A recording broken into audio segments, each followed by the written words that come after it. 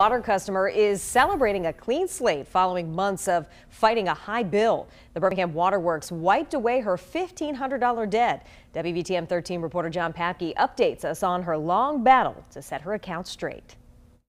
Terry Bressler's water is still running. 2 weeks ago, she was worried the Birmingham Water Works would shut it off.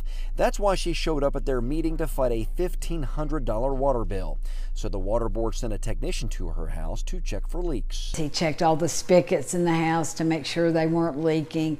And after his checkup, I've got the yellow sheet that says good, good, good, good, good, good, good. So no leaks, no nothing. Then 2 days later, a water board representative called her with good news. They wiped my slate clean, gave me a credit, and so hopefully this month I won't have a water bill at all.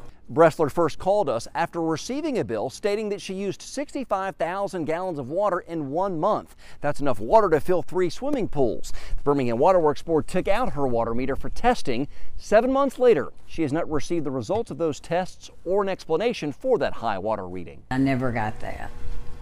But are you going to overlook that and forgive that? I think I am going to overlook it. I may not want to know the results. Bressler wants to encourage other customers to speak up for themselves. So you think it really had a lot to do with you showing up at that meeting? I really do. I don't think I would have gotten anywhere if you hadn't shown up and they hadn't shown up.